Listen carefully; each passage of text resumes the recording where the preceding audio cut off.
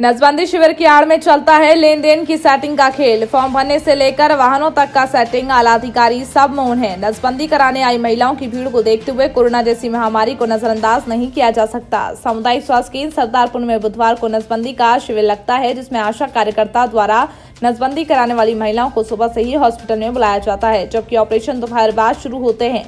ऐसे में महिलाओं के परिवार वाले उनके छोटे बच्चे परेशान हैं। दिनांक 23 दिसंबर 2020 को ऑपरेशन कराने आई महिलाओं में कुछ महिलाओं का कोरोना टेस्ट पॉजिटिव आया, उसके कारण दूसरी महिलाओं का नंबर का सेटिंग पूरा बिगड़ गया।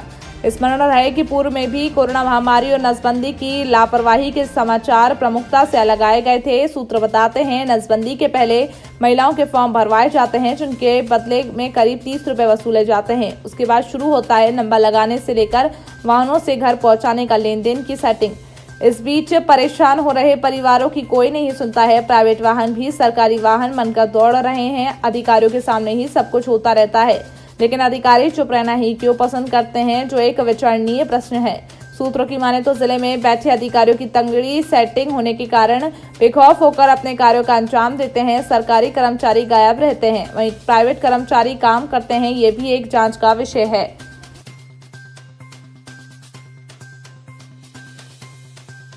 300 रुपये में गाड़ी मतलब अपन ने करी भास्कर नगर जाएगी है ना पेशेंट। तो ये सरकारी है कि प्राइवेट वाहन है अपना? प्राइवेट है, निजी वाहन है। निजी वाहन प्राइवेट वाहन है ना। 300 रुपये भास्कर नगर। आप कहाँ से आए? कंदरोटा से। बताइए कब से आए हैं? 8 बजे से। 8 बजे से आए सुबह और खुद के पैसे से आए हैं यहाँ पे।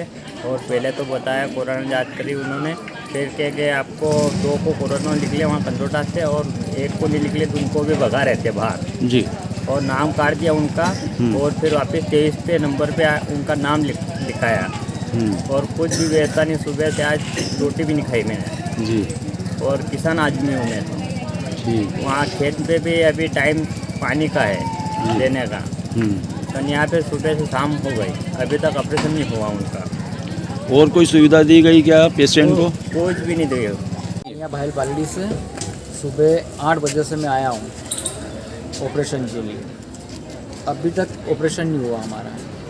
दूसरा नंबर था हमारा, 33वें नंबर पर हमारा केस चला गया है। उसका कारण बताया गया आपको? और कंजरोटा वाला केस के कारण हमारा ऑपरेशन कारण वो रुक गया। कंजरोटा में क्या बताया इनने?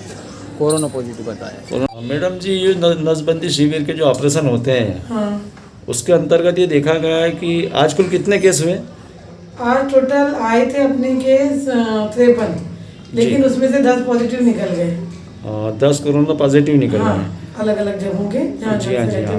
तो अभी एक्चुअली पीडीएफ नहीं बनी है लिस्ट में। जी हाँ। अच्छा मैडम, फिर ये दूसरी बात ये भी आई है कि एक जो जोलाना की आशा कार्यकर्ता है वो पेशेंट को छोड़ के ही चली गई है। वो फिर उसको हमने भी व्यवस्था करवा के उसको पहुँचवाया मैडम। तो ये इस प्रकार की जो नहीं, ये गलती है, मेरी नॉलेज में नहीं दिखवाती हूँ मैं। जी जी। अच्छा, दूसरी बात ये मैडम के थोड़ी सी जो व्यवस्थाएं गाइडलाइन क्या है नसबंदी की, जैसे सुबह 8 बजे से आ जाते हैं और या शाम हो जाती है, इनको कुछ भी व्यवस्थाएं नहीं, कुछ इनके लिए कोई व्यवस्थाएं रहती क्या?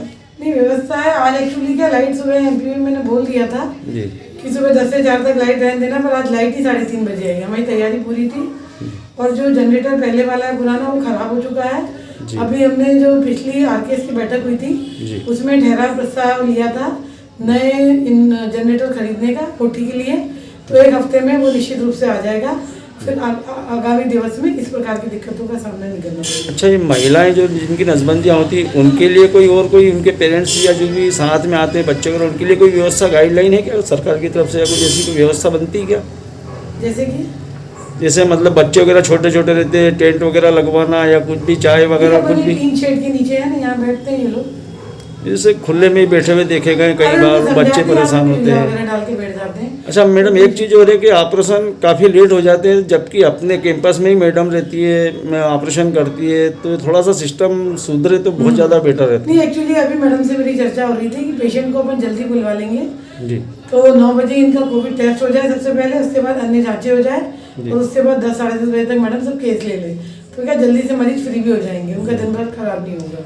अब जो पॉजिटिव निकले हैं मैडम और उसी भीड़ में सब एकत्रित थे, सब साथ में ही थे, तो अब उसके लिए अपन क्या कर सकते हैं बताइए? सभी को जितने पॉजिटिव लिए हैं इनको अपन ने आर्सेनिक एल्बम टाइप की गोली दवाइयाँ वगैरह दिलवाई हैं और इनको 12 दिनों के लिए होम आइसोलेशन के लिए बोला है। आपका पूरा नाम और पद बता दीजिए। Doctor Sheela Mujal, CBMO Sardarpur.